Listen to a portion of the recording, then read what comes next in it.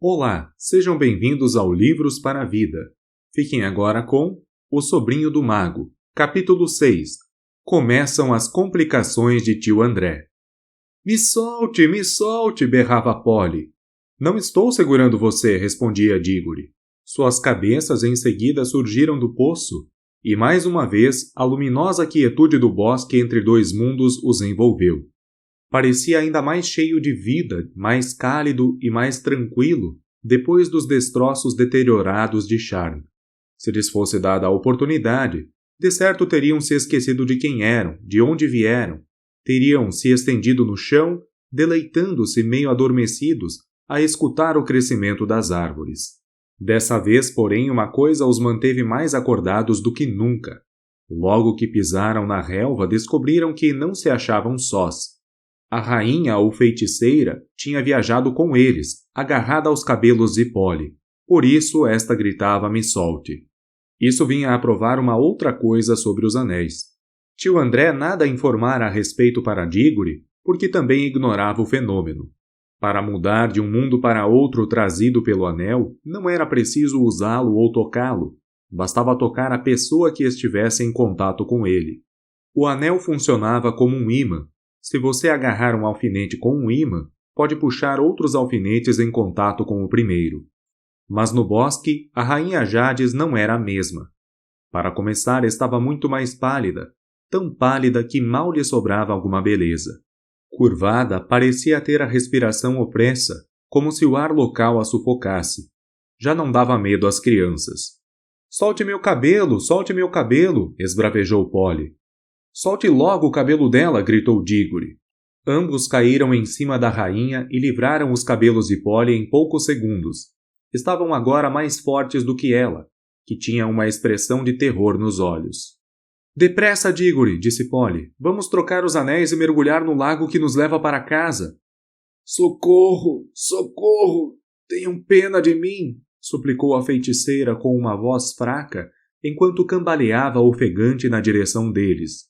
Levem-me também. Se me deixarem aqui será uma crueldade, um crime de morte.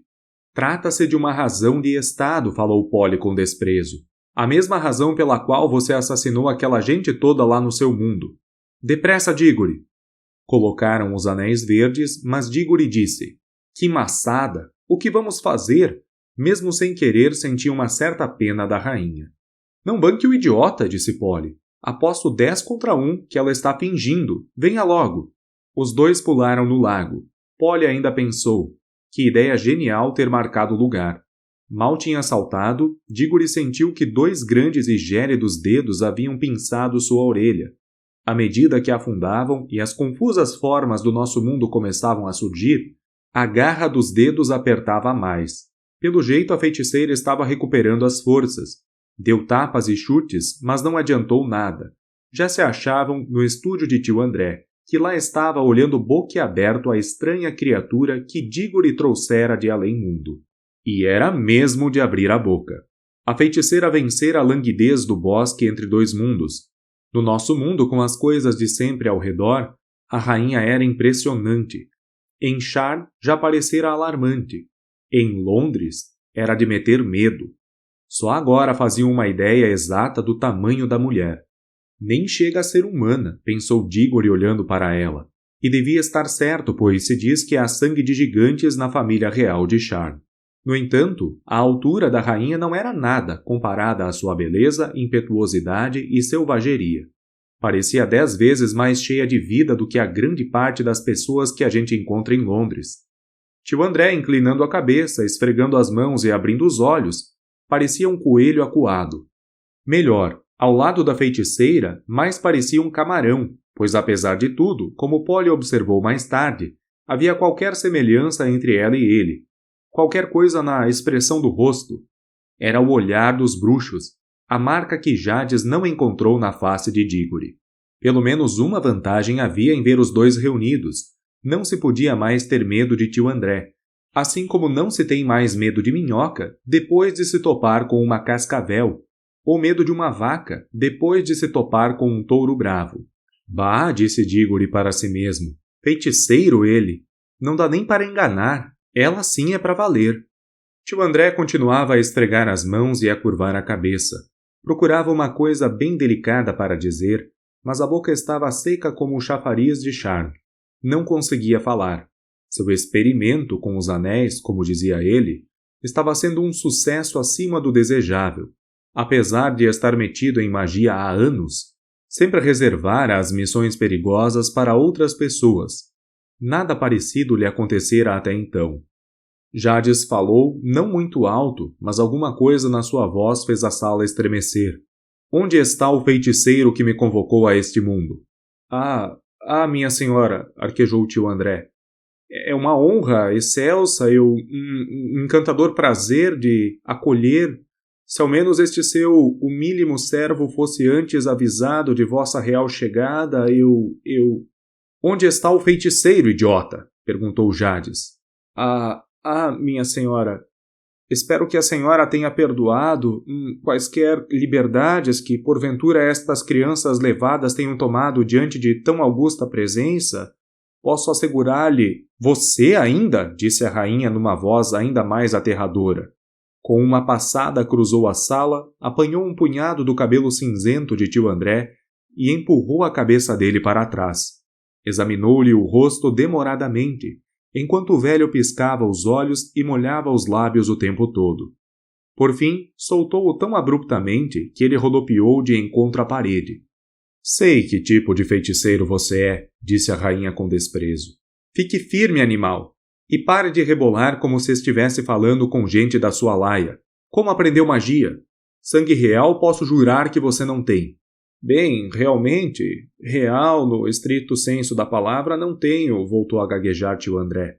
Não precisamente real, senhora. Os Ketterley, contudo, pertencem a uma velha família, a uma tradicional família. Basta, disse a feiticeira. Já sei o que você é. Não passa de um feiticeiro de meia tigela, que só opera por meio de livros e fórmulas.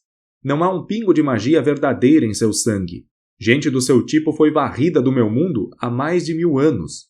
Aqui, entretanto, concedo que você seja o meu servo. Será uma honra, uma grande ventura, senhora, poder prestar-lhe qualquer serviço. Um deleite que... Já chega, você fala demais. Preste atenção em sua primeira tarefa. Estamos numa grande cidade, estou vendo. Vá buscar-me uma carruagem triunfal, ou um tapete voador, ou um dragão em boa forma, ou qualquer coisa habitualmente usada pelos nobres de sua terra. Leve-me depois a lugares onde eu possa obter vestidos e joias e escravos dignos da minha alta posição. Amanhã começarei a conquistar o mundo. Eu vou correndo buscar um cabriolé, disse o ofegante tio André. Espere, disse a feiticeira. Que a sombra da traição nem passe pela sua cabeça. Meus olhos enxergam através das paredes e dentro do espírito dos homens, e estarão dentro de você em todos os lugares. Ao primeiro sinal de desobediência, rogo-lhe esta praga. Onde se sentar, será como ferro em brasa. Quando se deitar, invisíveis blocos de gelo pousarão em cima de seus pés. Agora vá! O velho saiu como um cachorro com o rabo entre as pernas. As crianças temiam agora que Jades quisesse ajustar as contas pelo que ocorrera no bosque. No entanto, a rainha nunca mais mencionou o assunto. Eu acho, e digo-lhe também, que a mente dela era de um tipo que jamais se lembraria daquele lugar calmo. Você poderia levá-la para lá várias vezes e deixá-la por um longo tempo, que ela continuaria sem lembrança nenhuma. Agora que ela estava sozinha com as crianças, nem notava a presença delas. Ela era assim mesmo. Em Charme, queria usar Diggory e não deu a mínima atenção a Polly. Agora que tinha tio André nas mãos, pouco se importava com Diggory. As bruxas em geral são assim. Não estão jamais interessadas nas coisas ou nas pessoas, mas na utilidade eventual destas. São de um espírito prático implacável. Fez-se silêncio na sala por 1 ou 2 minutos, mas, pelas pancadas do pé de Jades no chão, via-se que sua impaciência crescia. Por fim falou como para si mesma. Que andará fazendo aquele velho maluco? Devia ter trazido um chicote. E sem olhar para as crianças saiu, como um pavão à procura de tio André. Opa! Exclamou Polly, respirando aliviada. Tenho de ir já para casa. É tarde para burro. Está bem, mas volte o mais cedo que puder, disse Diggory. Não pode haver nada mais medonho do que ter esta mulher aqui em casa. Temos de combinar um plano. O problema é de seu tio. Foi ele quem começou a confusão toda. Está certo, mas você volta? Não vai me deixar sozinho numa enrascada destas. Vou para casa pelo túnel, disse Polly com bastante frieza. É o caminho mais rápido. Se quer mesmo que eu volte, não acha que está na hora de pedir desculpa? Desculpa? Mulher é fogo. Que é que eu fiz? Oh, nada, é claro, respondeu Polly com sarcasmo. Só torceu o meu pulso como um saca-rolha, só deu uma martelada no sino como um imbecil de fivela, só bancou o bestalhão deixando que ela o agarrasse lá no bosque, só isso. Oh, exclamou Diggory muito surpreso. Muito bem, muito bem. Desculpe, desculpe. Reconheço a culpa de tudo. Já disse, desculpe. Mas, por favor, volte. Estarei frito se não voltar. Não vejo o que poderá acontecer com você. Acho que é o seu tio André quem vai sentar-se nas cadeiras quentes. Não é isso, Polly. Estou preocupado com mamãe. Imagine só se aquela coisa aparece no quarto dela. A mamãe morre, na certa. Ah, agora estou entendendo, disse Polly em outro tom de voz.